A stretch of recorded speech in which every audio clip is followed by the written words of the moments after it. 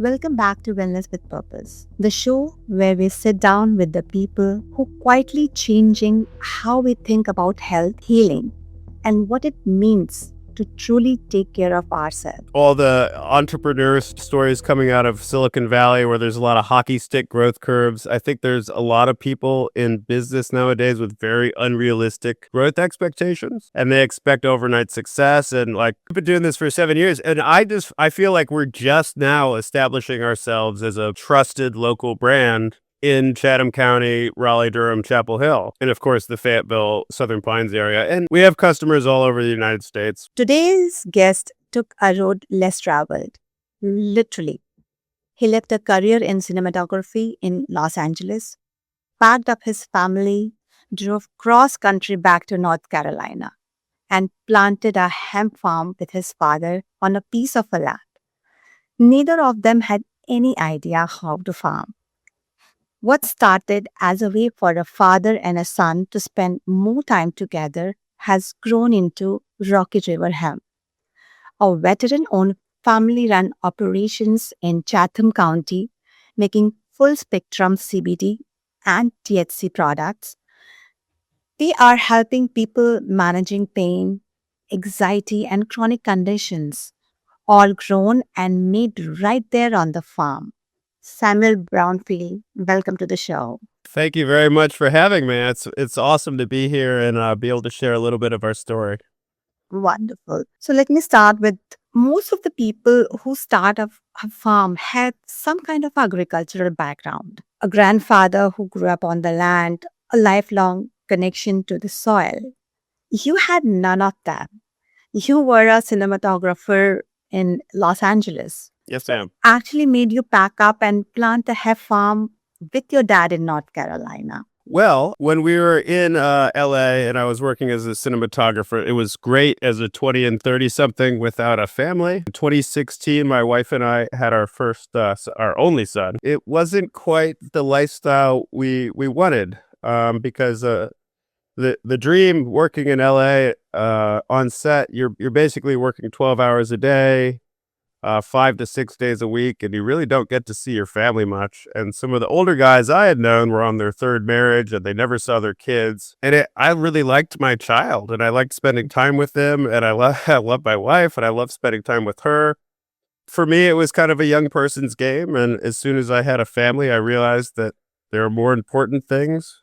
And it's my parents back here in North Carolina. My dad had used all of his retirement to buy a chunk of land because he was tired of living in cities and traveling. He traveled for work around the globe. So him and my mom wanted to kind of put down roots. So yeah, he put all his retirement into buying a little chunk of land. So they had that for some time before we had our child. And then as soon as we had a kid, they said, "What are you doing in LA with our grandchild? Come home and come to the farm." I said, "Well, there's not much of a film industry in North Carolina, outside of the occasional tax break productions or local productions. And I didn't really feel like climbing that ladder again." Mhm. So he said, "What can we do with the land in Chatham County?" Well, my really good friend Jalen at the time worked for the Carolina Farm Stewardship Association. Okay. And she informed me that North Carolina was starting a pilot hemp program. And this was just after the 2018 Farm Bill was passed that allowed hemp production in the United States again.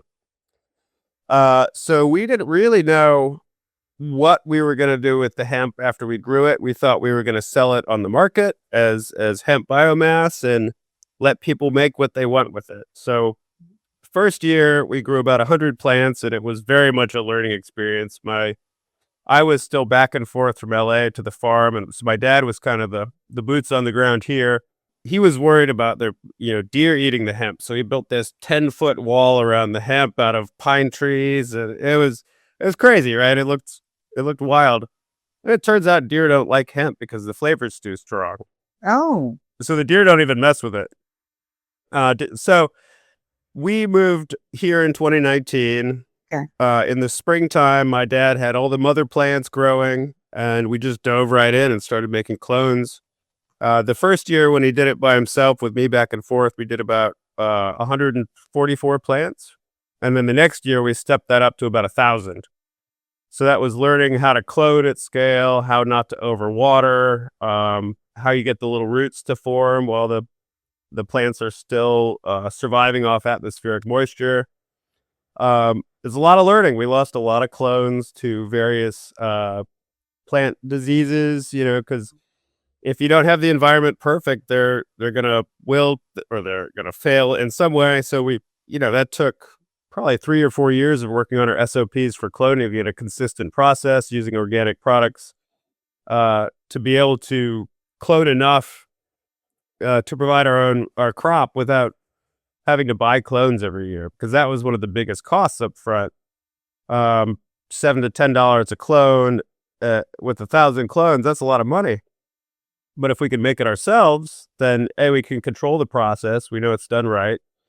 And it saves us some money on our overhead because, we've never operated with any great margins because, we've never raised our prices as much as our inputs have gone up just because we want this to be accessible.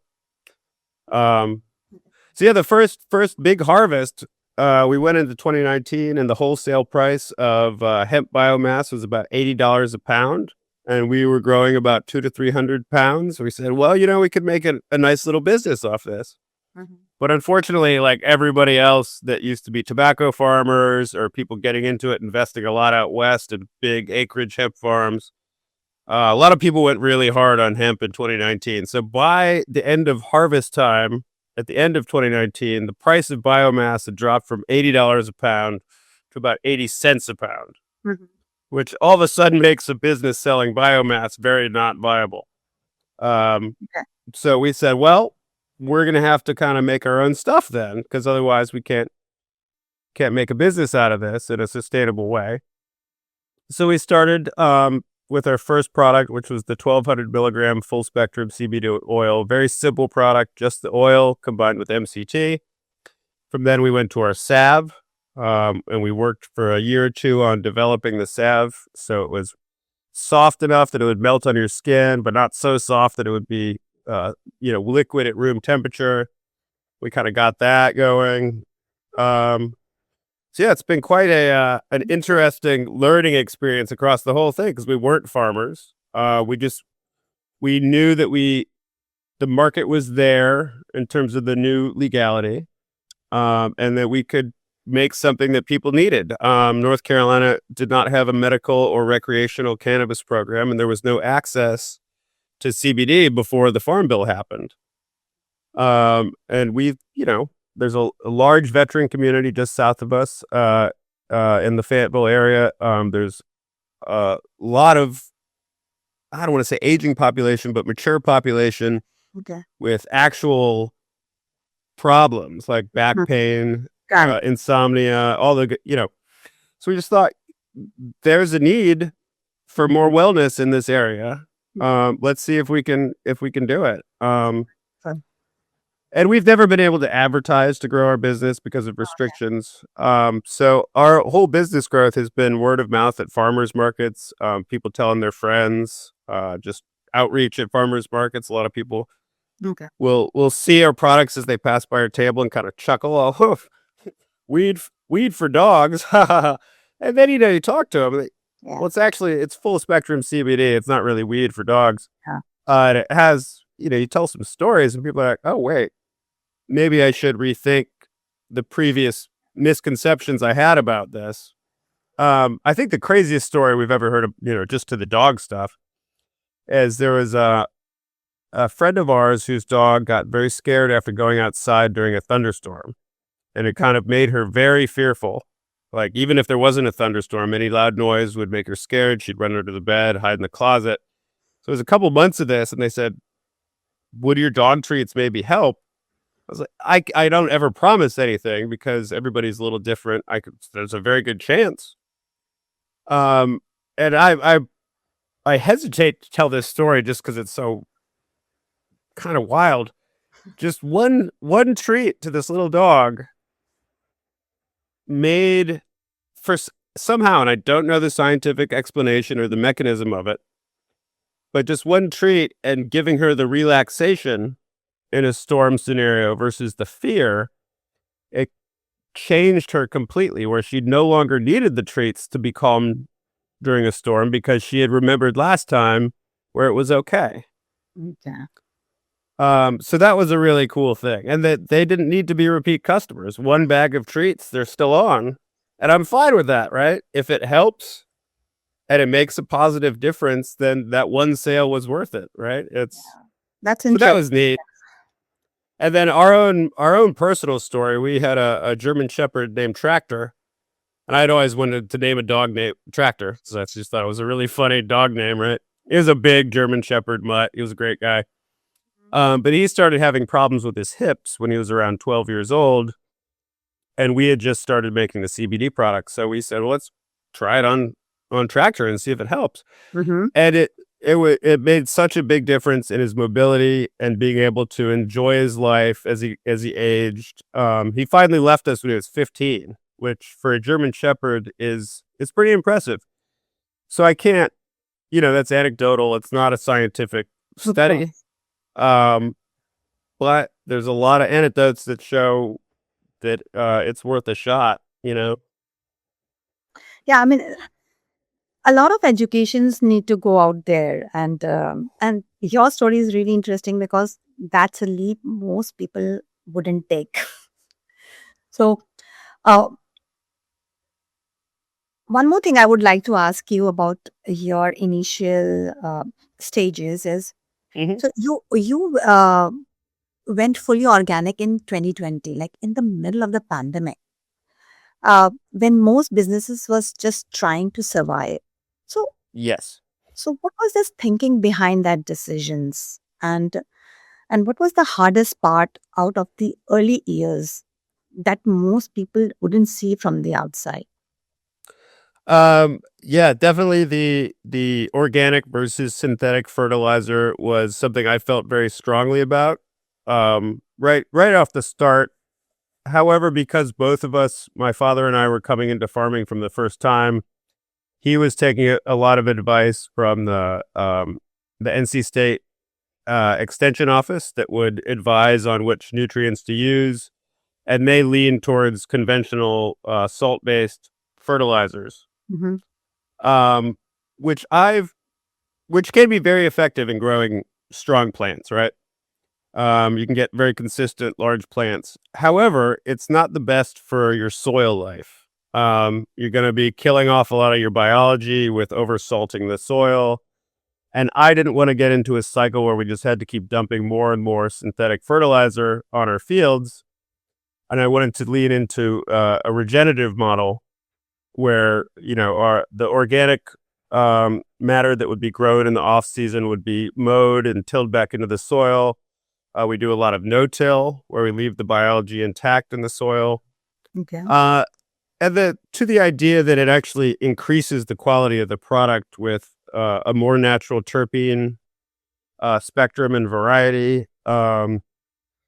Kind of a starting to use the concept of terroir and like where a thing is grown in the soil biology, in the sun conditions. So that we were kind of leaning into a plant that was grown in Chatham County soil in Chatham County Mm-hmm. that can't be replicated elsewhere, Oh, as kind of one of our vibes. So being good stewards of the land, mm, not dumping a lot of fertilizer on it, never using any inorganic pesticides or pest control products. Everything is OMRI listed, because we feel very strongly that we have to protect the bugs, we have to protect the plants, we have plants. to protect the soil biology. And, our name is Rocky River Hemp. The Rocky River runs past the farm about a mile away. And the little stream that forms where our fields run off to, that stream runs into the Rocky River, which hits the Cape Fear watershed. It ends up in the ocean via the Cape Fear River. So it's all connected, and we need to be proper stewards Mm. of what we're doing. Um, it's a little bit more expensive to do the organics. It takes more work.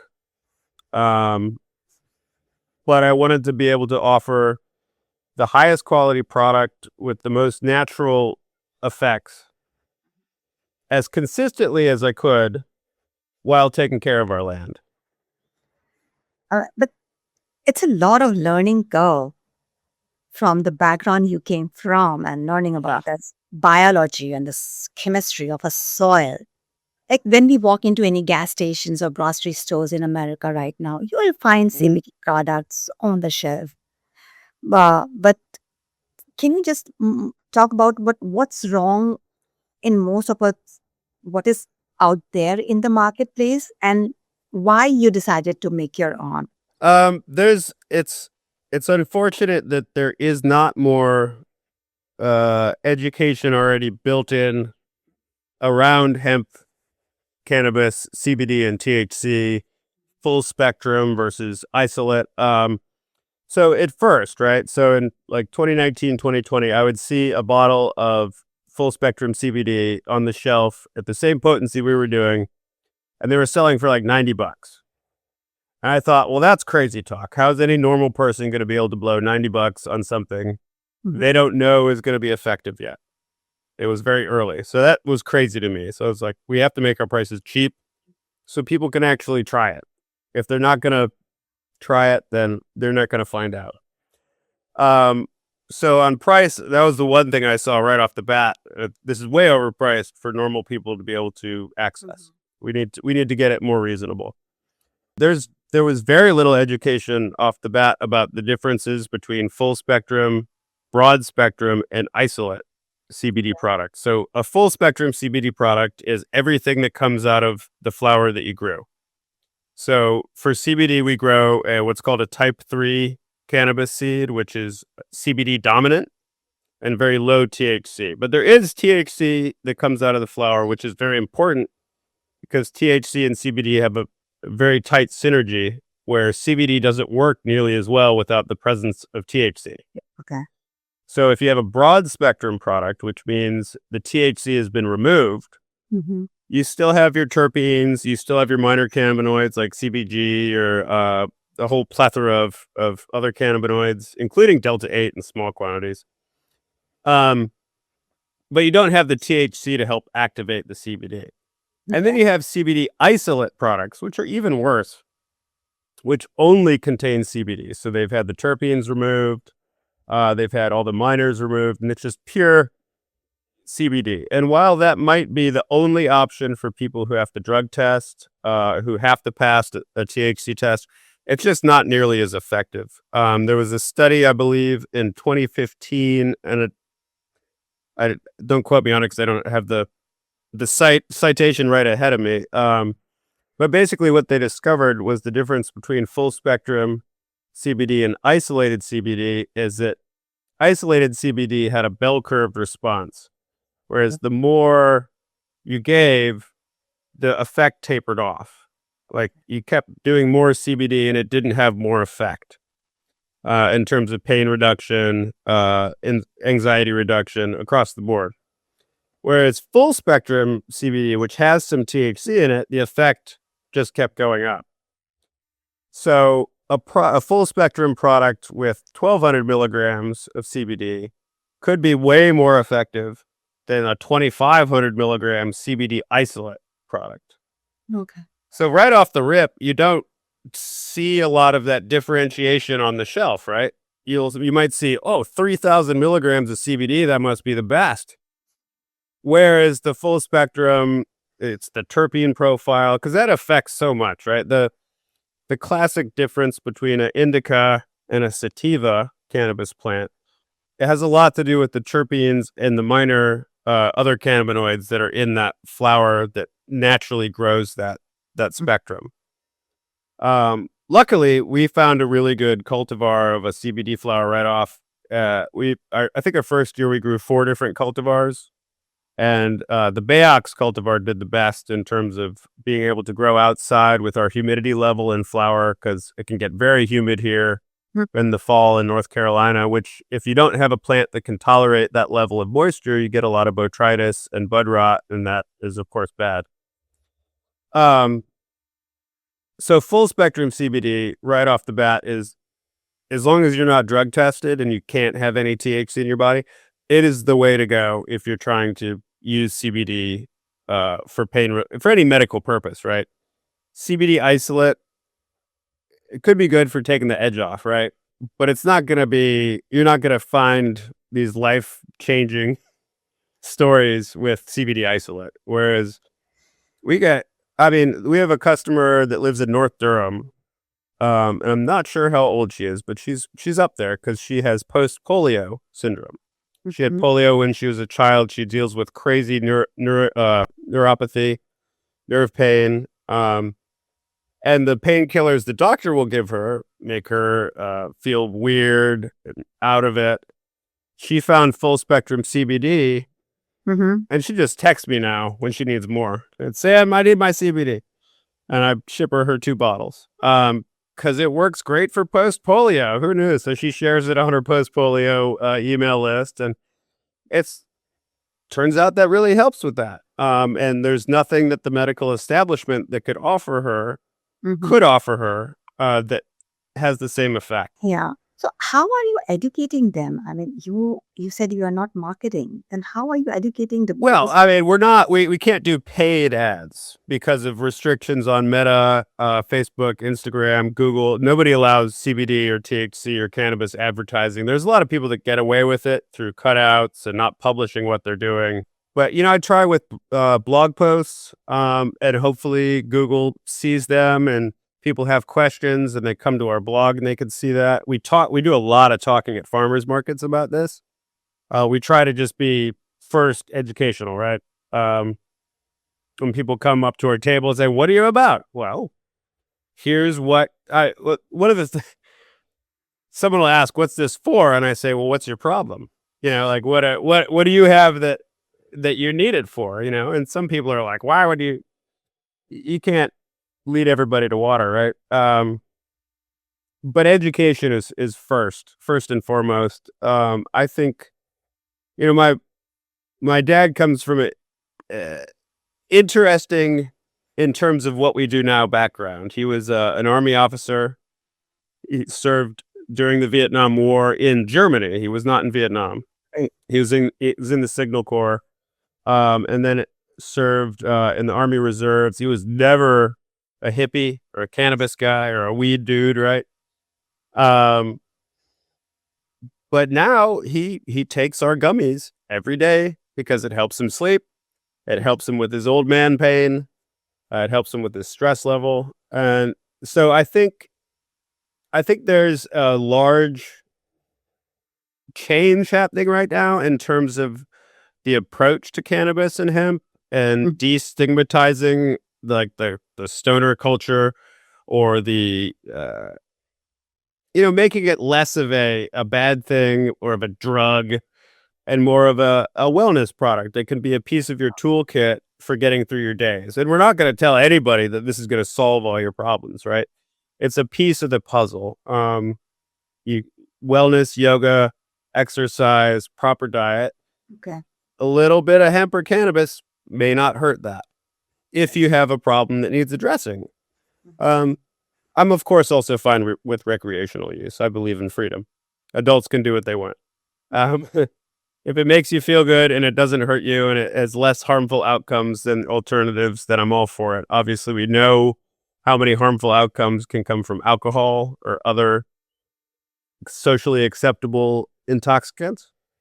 But luckily, the culture seems to be slowly shifting towards this isn't a drug, it's just a piece of your wellness toolkit. What has been the hardest part of growing beyond that or going from a farmer's market boat to a real brand? You created a brand now. It's definitely been hard. I think with all the entrepreneur stories coming out of Silicon Valley where there's a lot of hockey stick growth curves. I think there's a lot of people in business nowadays with very unrealistic growth expectations. Um, and they expect overnight success. And like, I've been doing this for 7 years. And I feel like we're just now establishing ourselves as a trusted local brand in Chatham County, Raleigh, Durham, Chapel Hill, and of course the Fayetteville, Southern Pines area. And we have customers all over the United States. We have customers in California. We have Illinois like legal states that prefer our products over what they can get in the dispensary in their legal states. But again, there's like 4 customers in California. There's 2 customers, and it's not a huge base. I mean, we probably have about 1,200 regular customers with varying buying cycles. And at the same time, it's a very complicated business in that we have to grow what we're going to sell the year before. Yeah, So if I was to have a big spike in demand, that could be cool for a few weeks, but then like our entire brand story is it's our hemp, right? Yeah. Had I been, I don't want to say smarter, had I been different off the initial idea, I maybe would have found partner farms that I trusted in terms of their growing, what they did with the plants, how they made their oil, and then start growing that network. So my brand story wasn't all based on this is what I grew. Yes. Because it does put a ceiling on how big we can get before we have to change that brand story to, well, we trust the guys that grow it. So it's complicated in that. And then without even getting into the accounting, it gets very messy when we have something on the shelf that we grew last year, because we only do one big grow a year because we're mostly outdoors. So we're using the power of the sun instead of spending a lot of money on electricity. And the sun grows great plants. Yeah.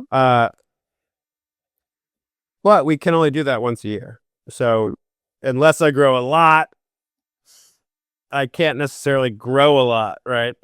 So that has been definitely a factor in throttling some of the growth, but then also there's a lot of external factors like the lack of advertising channels, the reliance on email lists and SEO, and now on AI search, making sure we're there. And we had hired an SEO agency last year to help us with that, and man, was that a waste of money. We ended up throwing $15,000 at this company that said they were going to get us way more traffic. And, month 5 of that, we're like, what's going on here? This is the same traffic we were getting.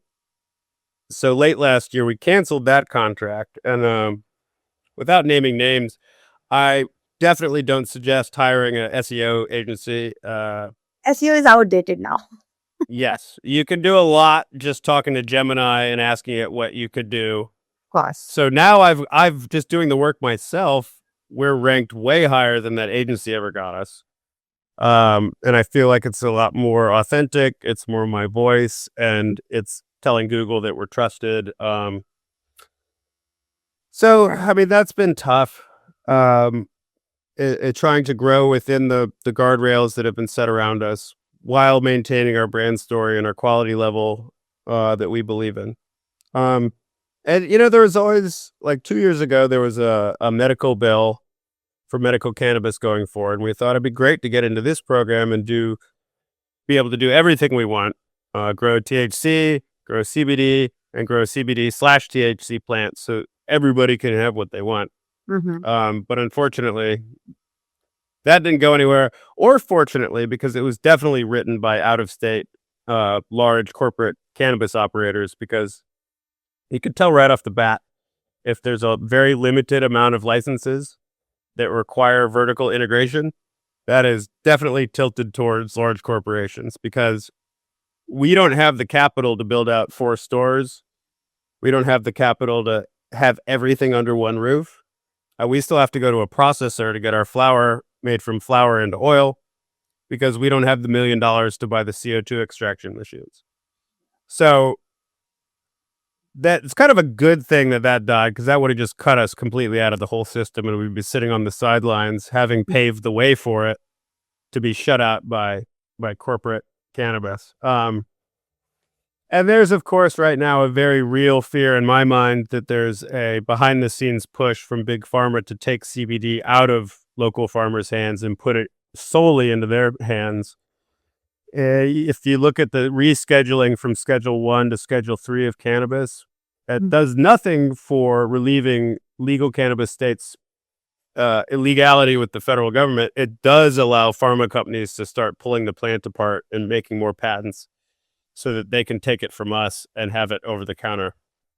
Yeah, I want to talk to you about this. I mean, you mentioned in on a pre-podcast chat that there has been some regulations in the North Carolina. So, how has this regulatory uncertainty affected the farm, and what is costing you?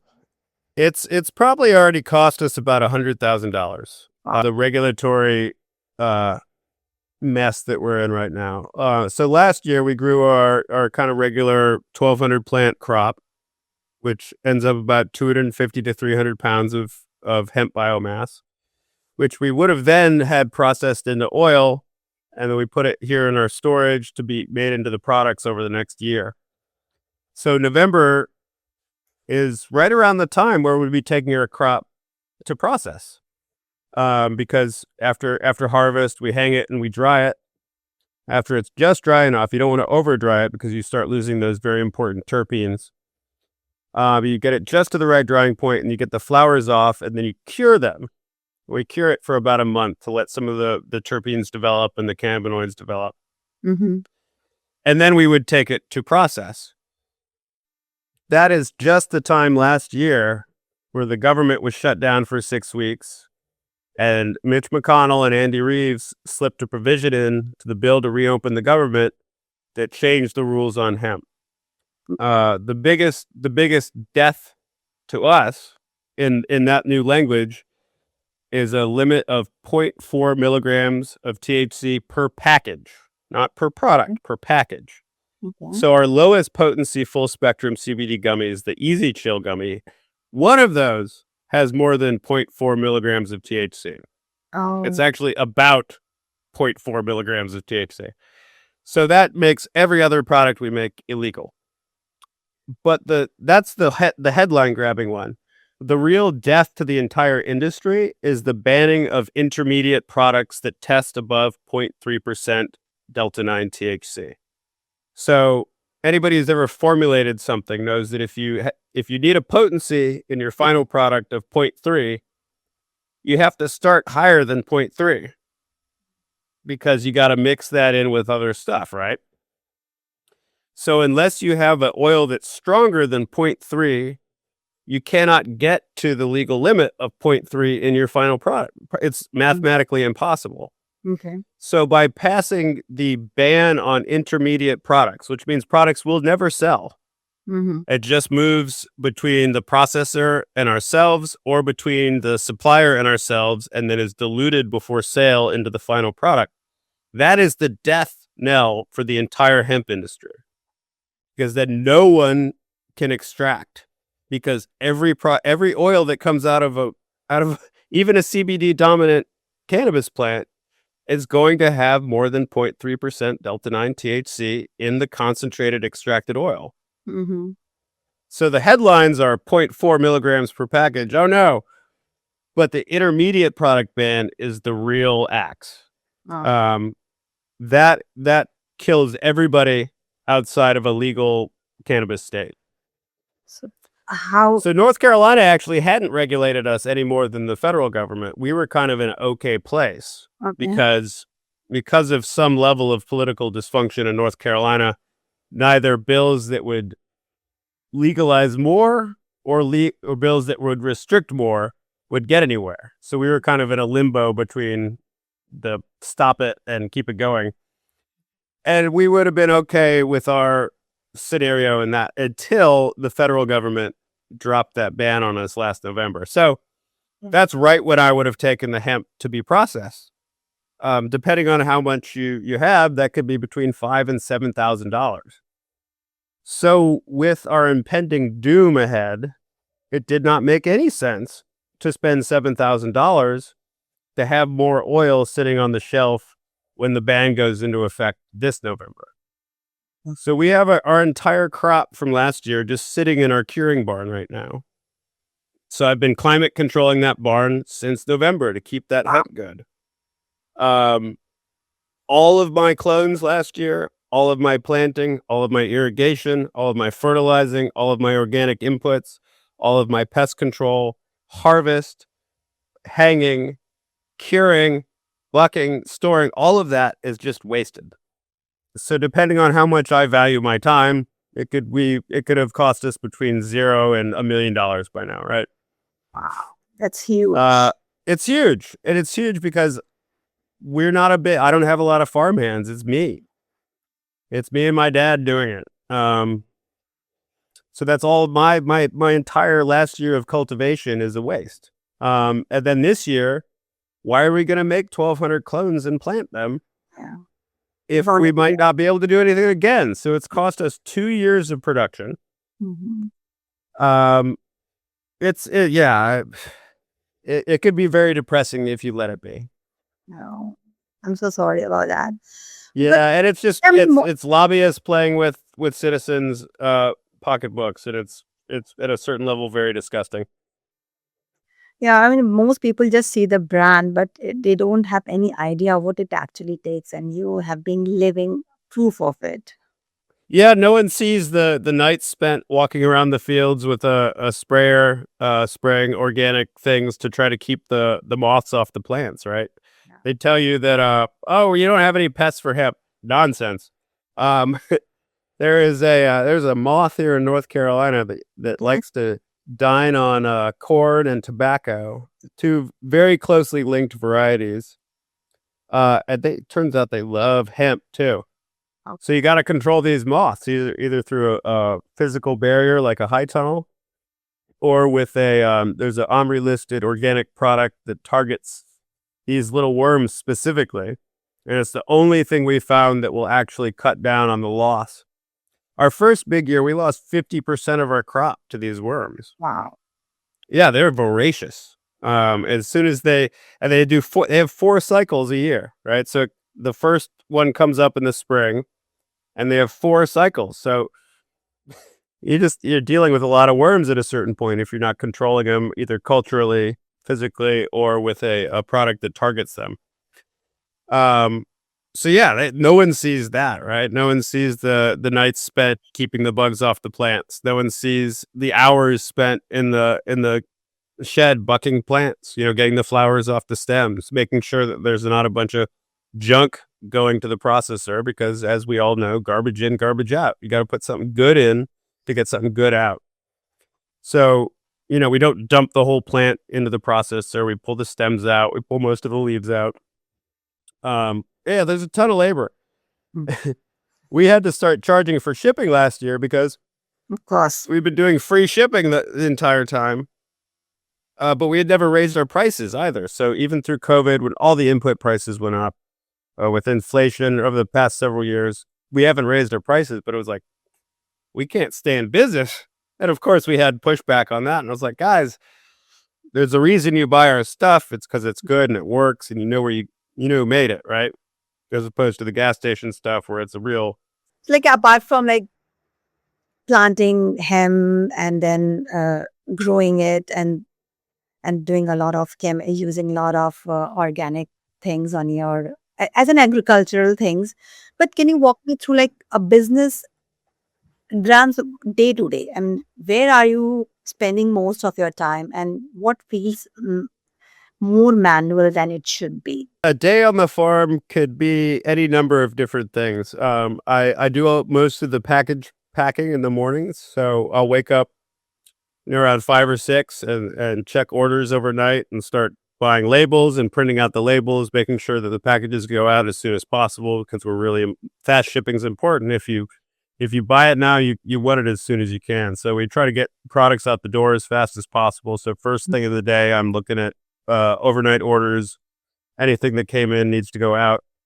My wife Katie does all of the production of the gummies, salves, dog treats, facial serums, chapsticks, and then I brew kombucha. I make the Sweltzer seltzer, and we keg it and we carbonate it, and then I do all the canning. So on any given day, depending on how many beverages we've sold that week, I could be either brewing more kombucha, filling kegs with kombucha and adding cannabinoids and terpenes, so it gets that really nice flavor. Or I could be out prepping the fields. I could be making clones. I have one mother plant. So Side story. Every year we leave one plant and do what's called re-vegging, right? So cannabis and hemp is a photoperiod plant. So in the summertime, when it has more than 12 hours of light, it stays in its vegetative state, which is growing upwards, leaves. When the light gets shorter, and it's not exactly 12 hours unless you're doing it indoors and there's a switch, but sometime in August, naturally the days get shorter, that the plant initiates flowering and it starts setting flower sites and growing the big flowers that you're used to seeing on a cannabis plant. So after you harvest, if you leave some of those flowers, you can turn the lights back on, and we have full lighting in our greenhouse to be able to control this. You turn the lights back on, you send that flowered plant back into a vegetative state called re-vegging. Mm-hmm. So the flowers will all of a sudden, every little bud site will start growing a new sprout of growth out of it. And it looks like a weird Dr. Seuss plant because it's all very, whimsical. And you have to kind of trim those up because it'll just grow crazy. And then you take clones from that, and that's what starts your mother plants for the next year. Oh. So in that way, we continue our genetic line forward. Mm-hmm. This year, however, I made a very critical watering error and gave that little re-vegging plant too much water, ended up with a case of root rot and an unhappy plant, and I had to emergency clone a few. Only had one clone survive, was not happy looking. And that was the one plant we had of this genetic line. So it was very mission critical for a little while to get this little plant back to health. But now she's thriving and ready to get clones taken from her. So I am endlessly grateful that she pulled through. So, side story about things I have to do. Yeah, and it could be, who knows, right? Like yesterday I walked out and there was a little rodent hole in the planter for my mother plant. I have to decide whether that's something to worry about right now or not. Every day is a little different, and that helps because I'm, everybody in my family has been diagnosed with ADD or whatever. Mm-hmm. So we like a different pace to things anyway, so it kind of works. But then any given day, it might also be a farmer's market. The way we kind of balance things now is my dad will do most of the farmer's markets, and I will do most of the labor back here on the farm. But then Katie, my wife, does the Carborough Farmer's Market every week because she loves it. Every day is a new day. Yes, and my wife Katie is also a really good yoga instructor, so she teaches a lot of yoga around the area, and we're actually going to be opening up a yoga studio in Pittsburgh. Wonderful. Because we're strong believers in a holistic approach to wellness. You can't fix everything with a compound. You also have to use your lifestyle as a tool. Strong believers in that. And also kind of as we look down the path of we may have to interrupt operations, it's good to diversify a bit. And Yes. yoga is something we've believed in very strongly. So It's it the seems right like time. a good fit. It's the right time to Yeah. help on multiple fronts, right? And to help build community and access to wellness for everybody. Wow. So that's a very wonderful thought. So, Samuel, you came from the world of film and cinematography, Yep. which is very creative, visual world. So, I want to talk about some technology right now. So, how are you thinking about this technologies and AI in context of farms and the brand? Do you think it's a useful tool or hyped or some? I I I I listened. I am hearing you that you are using some part of it, Mhm. but do you think that it can actually help you in scaling or maybe getting more customers? I think in terms of our use of AI and LLMs, it's a we have to be careful because as a brand, I don't want to be seen as using AI generated imagery. I've used some as a humorous social media thing sometimes, but I'm finding nowadays in a world of a lot of AI generated images, kind of going the other way and making it very kind of this is me doing graphic design. ends up landing a little bit more and is more authentic than a beautiful very, very well lit AI image. Something I've cobbled together with some text and Canva can actually land more because it looks unique. Mhm. And just to the brand story, we don't want to look too artificial and slick. It's a real product grown out of the dirt. We're going to own that. However, in terms of kind of force multiplying, I find it very useful. I use Gemini to do all of my optimization for the website. It wrote some bits of code for me that I could put into my header and footer to tell Google that I'm local here. I think there are great uses. I think you just have to be very careful about not leaning on it too much and definitely double checking any output. It can be extremely useful. It's also laden with pitfalls if you're not careful. Of course, I completely understand. And how about, since the word of mouth can go only so far, but like to reach out the US market, do you think that it can help you when advertising may not be your best friend? But how about reaching through emails? Do you think that it can work out? Or Using AI for emails? yeah, of course, why not? Well, we definitely have automated emails, but they are all written in my voice, and they're not customized beyond customer name. Um, I feel like it can be very useful.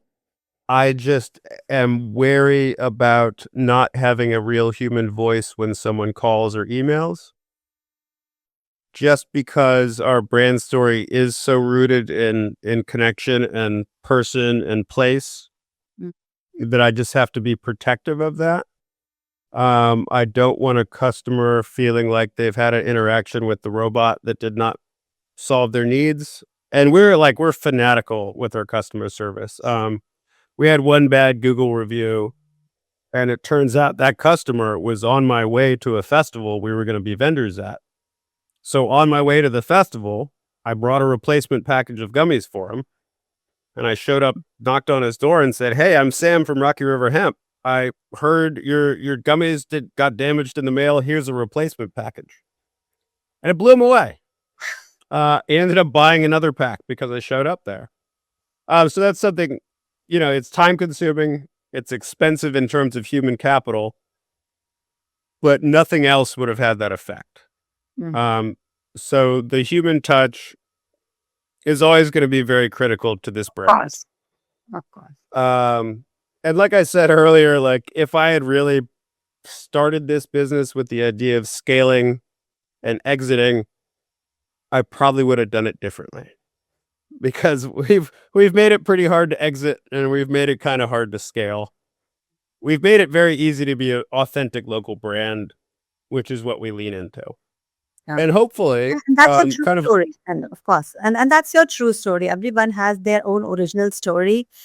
And of course, like you said, that you have to educate or you have to change the mindset for your customers. Similarly, um, my background is also IT, but going into the AI technology, we have a different sort of preconception notion about AI. That is how we need to change, because it's so much hype out all there that robot is going to take the world. This is never going to happen. The human touch will always, always, always be there. So yes. So I think I that's critical to keep it in there. yes, yes, I hear you. So this last one. What's next for Rocky River Hemp? What are you building towards? Well, that's a solid question. What is next for Rocky River Hemp? That has been the question of the year. It seems we don't have a solid pivot plan for what will happen in November 12th. It's very nebulous still. I think that's the case across the entire hemp industry, Mm-hmm. because we're not sure yet what the enforcement's going to look like on November 12th. who's going to be the first person to get busted for shipping hemp through USPS still? Because right now, it's completely legal to ship hemp with United States Postal Service. That's who Okay. we use. It's great. But on November 12th, that's going to become federally illegal. So who's still shipping? Who's going to be the first to get a federal charge about shipping? Who's going to enforce at the local level? So every year we bring our growing license over to the Chatham County Sheriff's Office and we say, we're growing hemp again. Anytime you want to come visit us, come on by. And we've never had them visit. We just wanted to be very upfront with everybody. This is what we're doing. Don't come by and think we're growing weed illegally. So I don't feel like local law enforcement's going to be the ones are going to be the ones to enforce this federal regulation. But then you never know. Already in South Carolina, there's been a lot of raids. Okay. Some of them may have been justified. Some of them may not. They've done a lot of confiscations, a lot of shutting down businesses.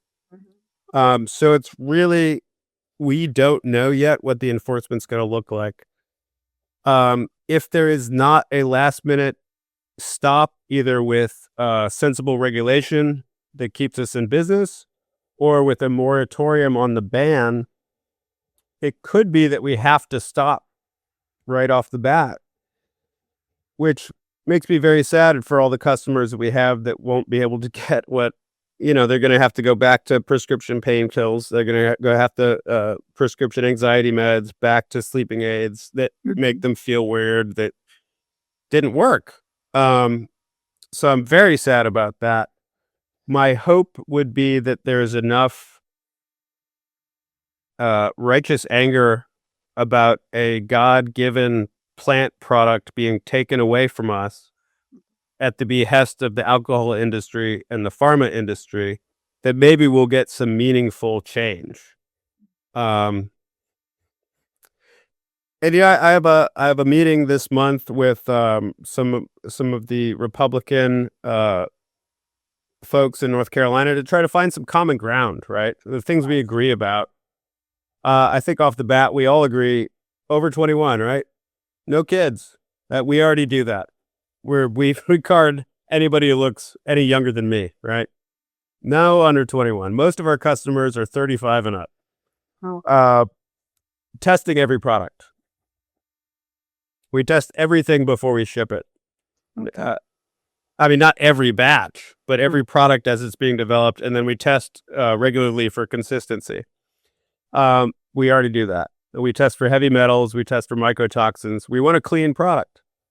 Proper labeling. We love that. We have QR codes on every product that takes you to the certificate of analysis that shows you what's in there. So these are things that we agree with. Things I obviously don't agree with are the THC cap. And we have to educate. Yes. Because there's such a stigma around THC that we need to start playing that as a useful part versus a bad drug. Because, I mean, it's great for pain. It's great for nausea. It's great for making CBD work. So education. In terms of the future, I am on the government affairs committee with the Chatham County Chamber of Commerce. We're trying to make sure that in the future we make better decisions at the governmental level. We have 20 years of history from states around us legalizing, so we could learn what to do and what not to do. We can look at the failures in legal markets and the successes in legal markets and see what works. So because we're kind of behind the curve here in North Carolina, hopefully we can use the lessons from other states. Don't overtax it. Yes. Don't drive people back to the black market. If you legalize it and then you can only get bad quality products at too high of a price, people are going to stay in the black market. Yeah. You can't overtax producers. California is the worst example of how to do this. They overtax producers. Distributors get all the perks. And there's no farm direct to consumer sales, which seems insane to me since the California governor has a winery that he sells wine direct to the consumers with. It's the double standards are wild. There needs to be farm to consumer, no matter what. You have to have that option. So, in terms of our marketing over the last year, we've been focusing on the local market, kind of knowing that we're going to potentially lose shipping. We might potentially lose online sales.